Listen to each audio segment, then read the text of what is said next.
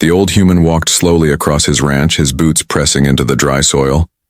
The sun was falling low, painting the sky with red and gold. This was the peace he had chosen after years of service. He had fought wars across stars, seen friends die, and lived with the weight of memories too heavy to carry. Now all he wanted was silence. The ranch was far from cities, far from alien settlements, far from noise. Only the wind spoke to him.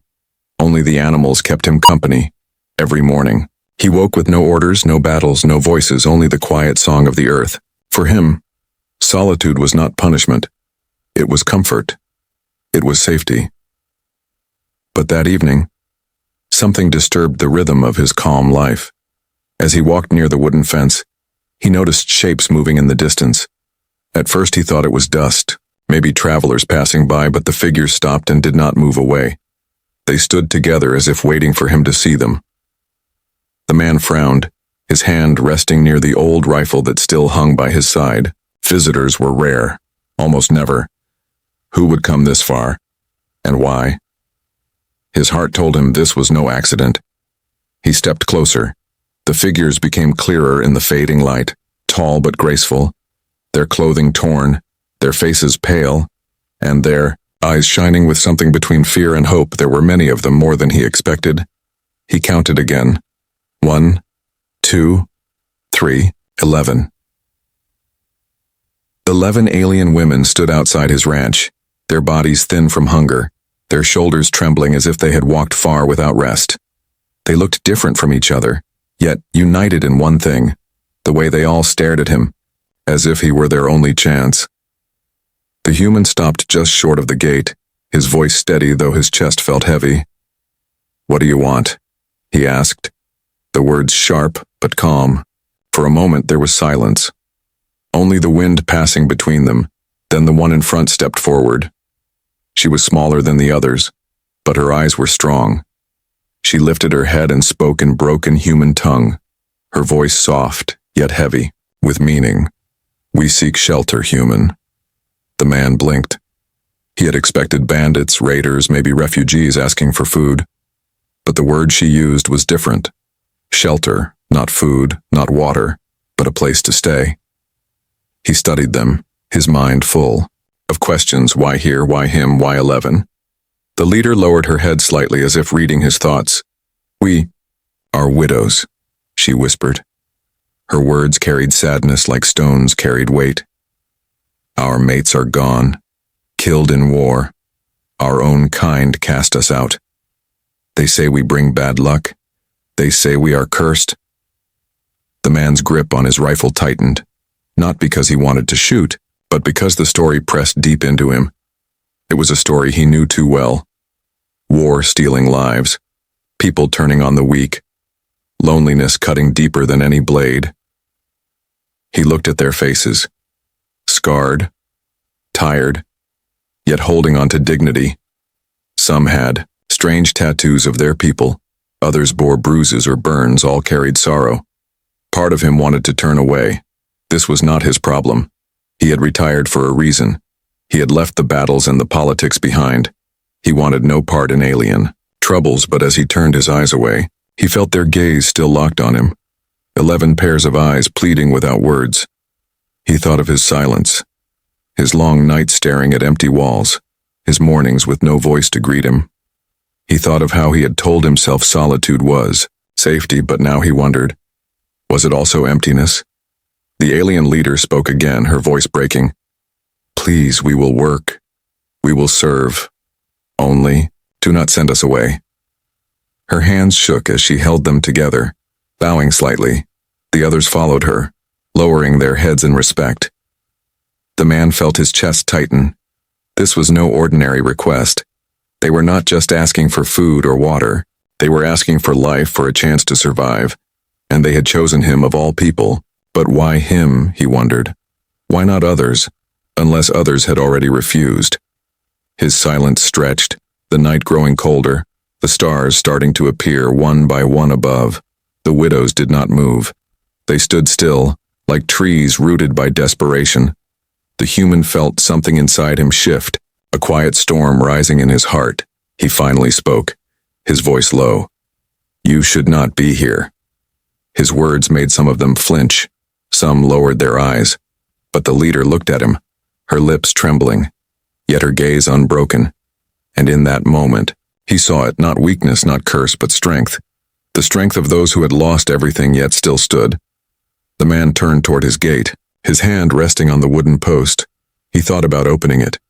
He thought about closing it forever. His choice would change everything.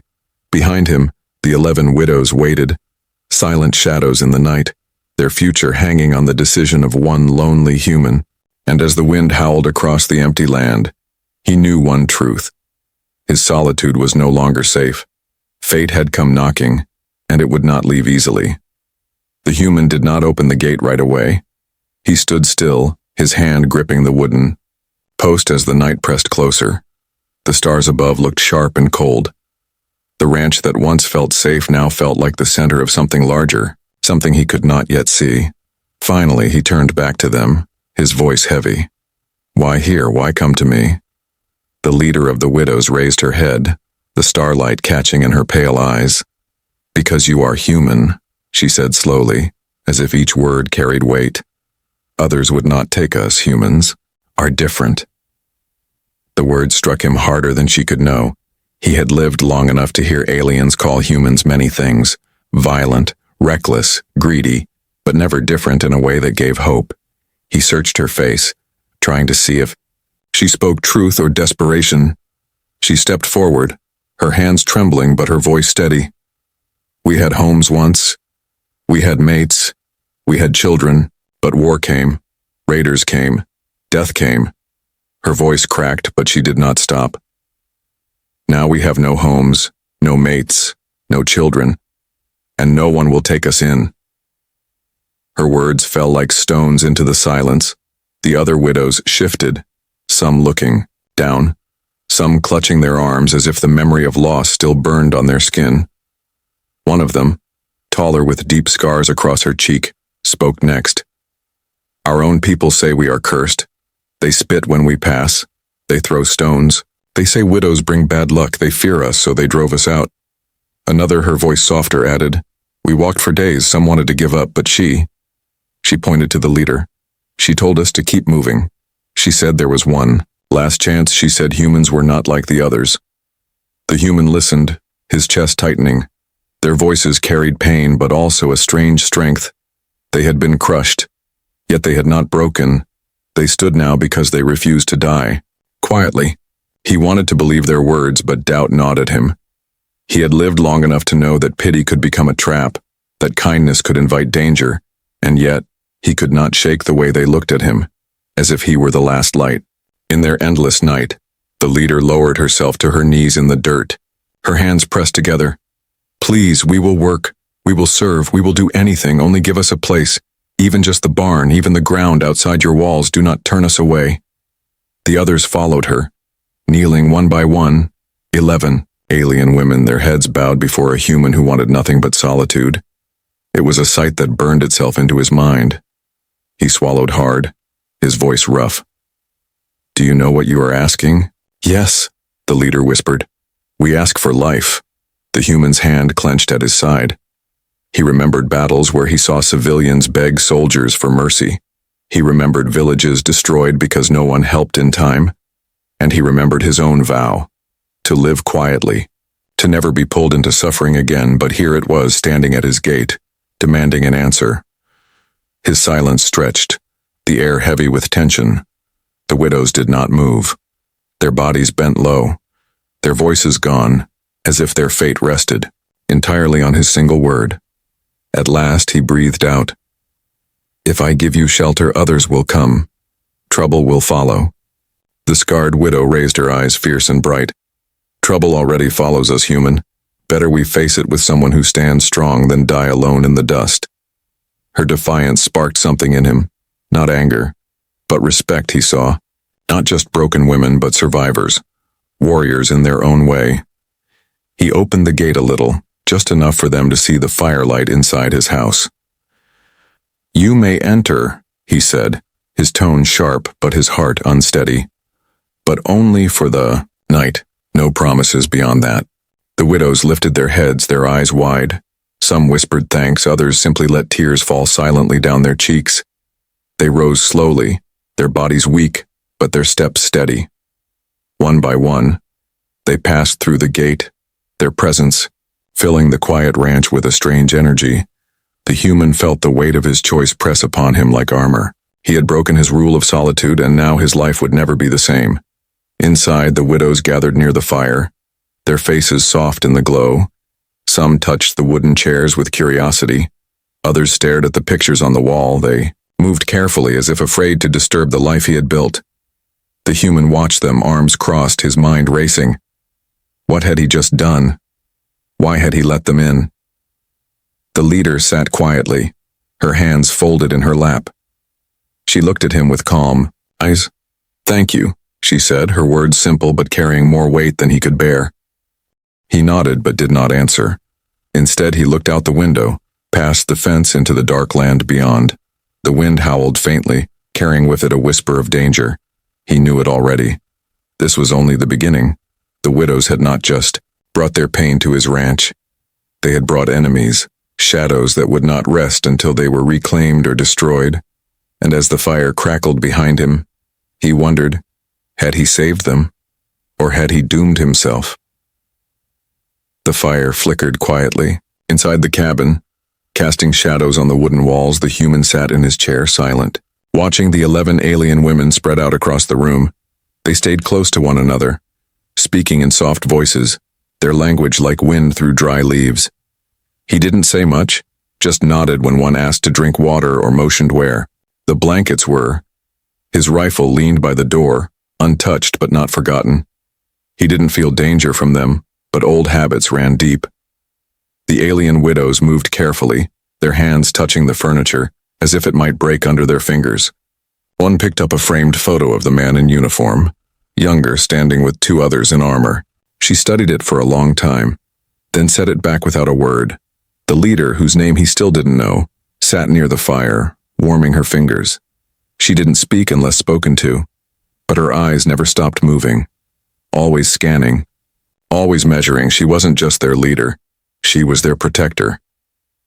He poured himself some tea, then looked around the room. "Names," he said simply. "If you're staying even one night, I should know your names." There was silence. Then the leader nodded and spoke. "I am Thera," she said, placing her hand on her chest. "They are Varna, Jelly, Rune, Merrick, Sala, Omi, Trien, Kolsha, Nev, and Yira." The names floated through the room, strange yet soft. He repeated them in his mind, trying to remember, trying not to forget that they were people, not just refugees. The night grew colder and the widows shared the blankets, curling up on the wooden floor, on rugs, even in the corner near the fire. They didn't complain, not. Once Thera didn't sleep, she sat upright with her back to the wall, her eyes half closed but alert. The human noticed and asked, "You don't sleep?" "I rest with one eye," she replied quietly. "I have done so since my village burned." Hidom said nothing, but inside something stirred, a feeling he hadn't let in for years, respect mixed with something else, something softer. Suddenly a loud snap came from outside, a branch breaking maybe, or a footstep. He stood up at once, his instincts kicking in. The widows were on, their feet too, even in sleep they had heard it. The man took his rifle and stepped toward the door. "Stay inside," he said. But Thera moved beside him. "If it's them, we fight together." He glanced at her, surprised by her firmness. "You trust me that much?" "No," she replied. "But I trust that you won't let them take us without a fight." He nodded, and together they stepped out into the cold night. The wind was sharp, the sky clear with stars, but the ranch felt tense. Something was off. They moved slowly around the barn, boots crunching on frost-covered grass. Then he saw footprints fresh leading from the woods to the edge of his fence. "They've found you," he muttered, more to himself than her. Thera's jaw tightened. "They track us like prey." Back inside, the widows waited quietly, some holding tools like weapons, a rusty hammer, a shovel, even kitchen knives. They had learned to be ready for anything. The man shut the door and locked it. They didn't. Try to come in tonight, he said. But they're close, what will you do? Thera asked, her voice calm, though fear touched the edge of her words. He looked around the room at the worn wood, the firelight, the fragile peace inside. I haven't decided yet, he said honestly. But if they come again, I won't let them hurt you. One of the widows, the youngest Yira, stepped forward, her voice shaking. We can fight too, we're not weak. He nodded slowly. I saw that in your eyes when you came. The night passed slowly after that. None of them slept deeply, not even the human. The fire burned low, the wind howled, but the silence was no longer comforting. It felt like a warning. At dawn, the first light crept through the cracks in the walls. The man stepped outside again, rifle in hand, checking the land. The footprints were still there, but now they had multiplied. More were coming. Back inside, he stood before the group, his face serious. We don't have much time, he said. You brought your ghosts with you, and now they're walking toward my door. Thera rose to her feet. We will not run. He looked at her, really looked this time, and saw a fire inside her that no sorrow could kill. Good, he said, because neither will I. And in that moment something shifted. Not just between them, but in the air itself. The strangers inside his home were no longer strangers. They were survivors, standing beside him, and war was coming. The morning was quiet, too quiet, the kind that pressed against the skin like cold mist. The human stood at the edge of his porch, staring at the footprints that covered the ground like warnings carved into the earth. The 11 alien widows watched from the cabin windows, their faces filled with silent fear. No birds sang, no animals stirred. Even the wind had stopped whispering. Nature was holding its breath. The human returned inside, his voice low. They'll come tonight. Thera stepped forward, her eyes sharp. Then we must prepare. He nodded, walking to a cabinet near the fireplace, pulling out old supplies, rope, nails, metal wire, even a few explosives left from a time when he wore armor instead of flannel. The widows gathered around him, curious. But ready. I'll show you how to defend this place, he said. If you stay, you fight. They didn't argue. Not one, even the youngest Yira, stood with her jaw set. All day they worked, hammering boards over windows, hiding traps under leaves near the fence, sharpening tools, and digging narrow trenches around the barn. The man moved fast, efficient, the years of battle returning to his fingers. He taught them where to hide, where to strike, how to stay silent until the last second. It wasn't perfect, but it was something. By nightfall, the ranch looked more like a fortress than a home. Inside the cabin, the fire burned low. Weapons were stacked neatly near the walls. The widows sat in silence. Thera closest to the door. The human leaned against the window frame, his rifle resting across his knees. Then it came. A faint sound in the distance. Metal scraping metal. The clinking of armor. Low growls too deep for any natural creature. The man stood, heart steady. They're here. Thera rose with him. We're ready. A moment later, the attack began. From the shadows came shapes. Tall, armored, with glowing eyes and snarling voices. Raiders, not beasts, but something worse. Mercenaries from Thera's planet, hired to track and punish widows who disobeyed. They rushed the fence, but a buried mine exploded, throwing two into the air, screaming. Traps snapped closed, catching legs and tearing armor. The human fired from the window, each shot echoing like thunder across the land.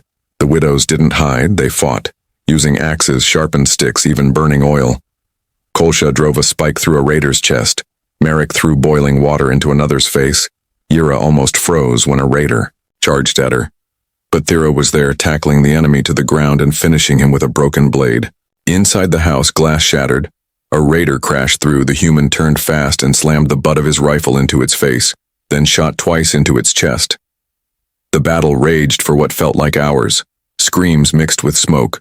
Blood soaked into the soil. Fire licked the barn's roof, but the widows did not fall and the human did not back down.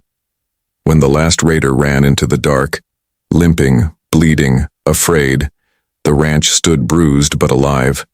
Silence returned, broken only by the sound of heavy breathing and groans of pain. The human dropped to one knee, exhausted, his shirt torn and blood on his arm, but not his blood. Thera stood nearby, her face dirty, her hair wild, but her eyes full of strength. "You fight like no farmer I've seen," she said softly, almost smiling. The man chuckled dryly. "I was never just a farmer." The others gathered around, tending to the wounded, tearing cloth into bandages. The firelight danced across their tired but determined faces. They had survived, but the cost was written on every bruise, every burn, every trembling hand. Later, as the stars returned and smoke curled into the sky, the human sat on the porch steps, rifle still in hand. Thera joined him, sitting close but not touching. "You didn't have to help us," she said. "You could have sent us away." He didn't look at her, just stared at the land beyond the fence. "I was tired of being alone," he said. "Didn't realize how tired until you showed up." She said nothing, but the quiet between them was no longer empty. It was full of something new. Trust, respect, maybe more. Behind them, the widows began to sing softly in their language, a mourning song, but also a song of survival. The human listened, eyes closing. He had protected them, and they had defended him. They were no longer just guests in his house. They were part of his war, and maybe part of his future. The sun rose slowly over the ranch, soft light touching the broken fences and burned grass. The smell of smoke still lingered in the air, but there was no more danger. For now, only the quiet remained. The human walked through the ruins of his land, boots crunching over ash and debris. His body ached from the night before, shoulders sore, hands scraped, but he didn't complain. The widows were alive, and that was what mattered. He found Thera near the barn, using a long stick to push broken wood into a pile, her sleeves rolled up, a cut on her cheek still bleeding slightly. "You should rest," he said, voice low but firm. She looked at him and shook her head. "We survived because we fought together. Now we rebuild together." He admired her stubbornness. Not loud, not proud, but strong like stone, unshakable. Together, they spent the morning repairing the fences, hammering in silence, the kind of silence that felt peaceful, not cold. Every time he handed her a nail or she held a board steady, a quiet understanding grew between them. Inside the cabin, the other widows worked too. Sala boiled water for cleaning wounds. Rune stitched torn blankets. Varna gathered broken furniture. Into a corner, even the youngest Yira swept the floor with care. They were not guests anymore. Not just survivors, they were part of the home now, and they acted like it. Later that day, the human brought out tools from his shed, extra saws, old spades, and a second hammer. "I never thought I'd need more than one of these," he said with a small grin. Thera raised an eyebrow. "You still want us to leave?" He paused, then shook his head slowly. "No, I don't." In the evening, they gathered by the fire again, this time not to hide, but to talk, share stories, and eat a simple meal of roasted roots and wild herbs. It wasn't much, but it was warm, and it was enough. The widows told him stories of their lives before the war, of green valleys and crystal towers, of children they had lost and dreams that still lived in their hearts.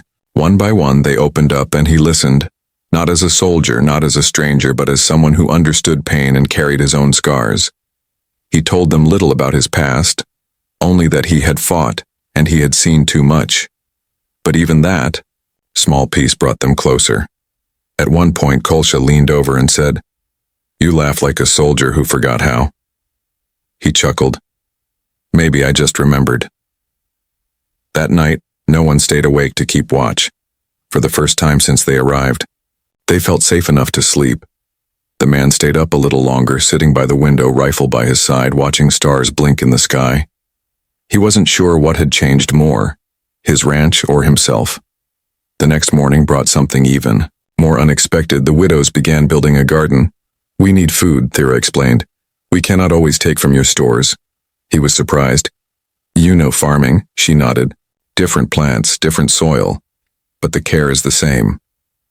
They worked for hours, tilling earth, planting seeds they carried in small cloth pouches tied around their waists, seeds they had kept through war and exile, seeds of home. The human watched them, amazed at how they smiled when their hands were dirty, how they hummed songs while planting, how they touched the earth like it was something sacred. They're not just survivors, he whispered to himself. They're builders. As days passed, the ranch became something new. Not just a place of rest, but of renewal. The barn was repaired. The fences stood tall. Smoke rose from the chimney, not from fire, but from cooking, and laughter returned, one day while helping fix a broken water pipe. Yura looked up at the man and said, "This is the first time I've felt like I belong somewhere." He didn't know what to say, so he just patted her shoulder, his eyes soft. That night around the fire, Thera turned to him, her voice calm. "You didn't ask for this, but you gave it to us anyway." He looked into her eyes. "I thought I wanted to be alone," he said, "but maybe I was just afraid of feeling again." She nodded. Pain makes hearts close, but kindness opens them. He didn't answer, but something in his chest ached in a new way, not the pain of loss, but the ache of healing, slow and real. They all sat quietly for a while, watching the flames dance. The night was still. No enemies at the fence, no shadows in the trees, only peace. And in that moment, the human realized this was no longer just survival.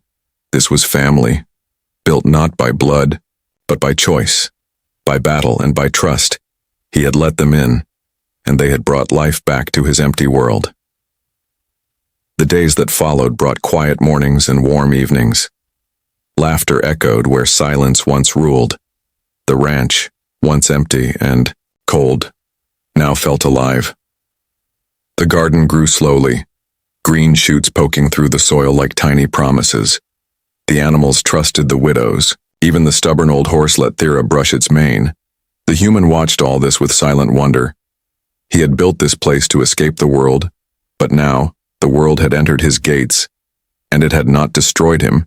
It had made him feel alive. Again, but peace, he knew, was never free. One afternoon, while checking fence lines, the human found something that made his stomach twist.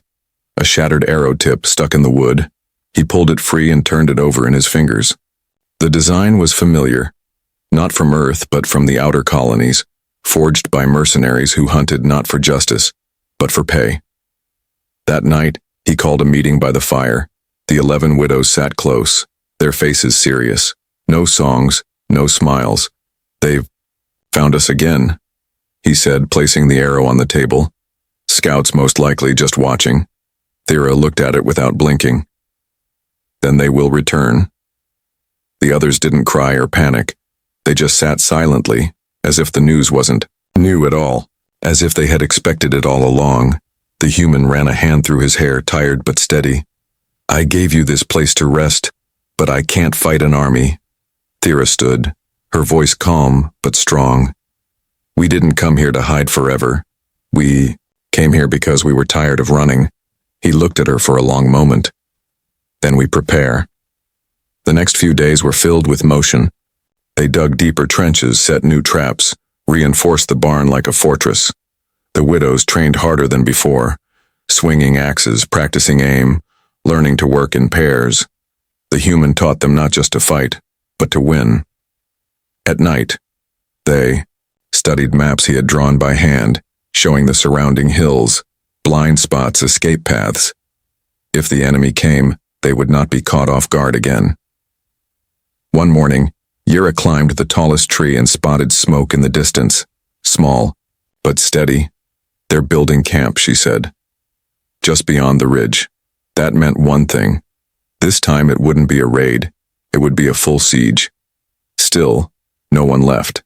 Not even when the human offered them a path south, through the woods he had drawn it himself. A secret trail with hidden food and supplies. "You can take it and vanish," he said. "They won't follow you far." Thera stepped forward and shook her head. "If we leave, they'll come after others. After you, we end it here." Rune added quietly, "We have nothing left to lose, but we have each other now. And this land is the first thing that felt like home." The human couldn't argue, not with women who had already lost everything yet still chose to stand and fight. That evening, they shared a meal that felt more like a farewell. The fire flickered warmly, casting long shadows, and they laughed more than they cried.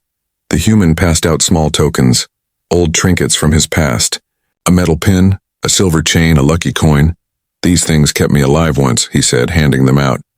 Maybe they'll help you now. Thera took the coin and held it tightly. You've already given us something greater. Choice and dignity. The human looked into the fire, his voice softer. You gave me something too. I didn't know I needed people, not after all I lost. Silence followed, but it was warm, like a blanket wrapped around an old scar. Later, while the others rested, the human and Thera stood at the edge of the ranch. Staring out into the darkness, she spoke first. They will come tomorrow. He nodded. I know. If we die, she said, it won't be as victims. No, he agreed. It'll be as warriors. Then she surprised him, reaching for his hand, her fingers cold but steady. He didn't pull away. Under the starlight they stood together, not as a soldier and refugees, but as equals, prepared to face whatever came next. The wind picked up, carrying a chill. In the distance, the enemies. Fires burned low, their shadows growing closer. The storm was coming, but the ranch would not fall easily, not this time. Not with hearts like these guarding it. The sun rose behind gray clouds, casting long shadows across the ranch. The wind was still too still. It felt like the world was holding its breath, waiting. The human stood by the gate, rifle in hand, armor strapped across his chest. It was old and dented, but it still fit. Behind him stood the 11 widows, each one armed, each one ready. No one spoke. They didn't need to. They had trained, prepared, and now they would face what was coming. In the distance, the sound of footsteps echoed. Steady, cold, growing louder. The enemy had arrived. Dozens of raiders moved through the trees. Dark shapes with glowing eyes carrying bladed weapons and stun rifles. Their leader stood taller than the rest, armor black and gold, voice harsh. Return the cursed ones, he shouted, or we burn everything. The human didn't flinch. You'll have to go through me, the leader sneered. One man against us. Then Thera stepped forward, her voice clear. He's not alone. The other widows followed her, lining up beside the human, side by side. No fear in their eyes, only fire. The leader growled, you were warned. And then the battle began. The raiders charged, but the traps were ready. Fire pits opened beneath their feet. Wires snapped, sending spears flying. The human took aim and fired, each shot fast and sharp. Kolsha and Rune worked together, one distracting while the other struck. Sala set off smoke bombs they had made from tree sap and powder, blinding the attackers. The fight was brutal. Screams rang out, blades clashed, dust filled the air. But the widows did not fall. They fought like they had nothing left to lose because they didn't. Yira took a hit to the shoulder but kept swinging. Varna used a broken plank like a sword. Omi pulled a raider from behind and knocked him cold with a rock. The human fought like he had in his youth, every move filled with purpose, every shot saving a life. When the raider leader reached the fence, Thera met him face to face. Their blades clashed, sparks flying. He was stronger, but she was faster, and she had something he didn't. Rage mixed with love. He struck her across the face, but she didn't fall. She stabbed low, fast, and deep. The raider gasped, eyes wide, and collapsed into the dirt. The others saw their leader fall and began to retreat. The battle was over. The ranch stood bruised but not broken. The ground was stained. The barn smoked. But the widows were still standing. The human lowered his rifle and dropped to his knees, exhaustion flooding his body. Thera rushed to him, catching his arm. I'm fine, he said, breathing hard. Just tired, she smiled through blood and ash. You saved us. He looked around, seeing the women helping each other, holding the wounded, tending to the land. No, he said. We saved each other. Hours passed, and the ranch became quiet again. The bodies were buried at the edge of the field, not with hate, but with silence. Later that evening, as the stars returned, they lit a fire in the middle of the yard, not to fight, but to celebrate. There was food, simple but warm. They sat together and told stories, laughed through tears, held hands without shame. The human looked at the 11 women around him and realized something. He was no longer a man running from the world. He was a part of something again, something worth fighting for. Thera sat beside him, close enough to feel her warmth. "You could have chosen to send us away," she said softly. "But you didn't." He shook his head. "You gave this place a soul. I didn't save you. You saved me." She reached out and touched his hand gently. "So what are we now?" He looked into her eyes, and for the first time in years he smiled without pain. A family. Around them, the fire crackled. The garden still stood, and in the wind there was no fear, only peace. The ranch was no longer a hiding place for an old soldier. It had become a home for the broken, the brave, and the beautiful. A human and 11 alien widows, bound not by blood but by choice. And from that day on they lived not in fear but in hope, together as one.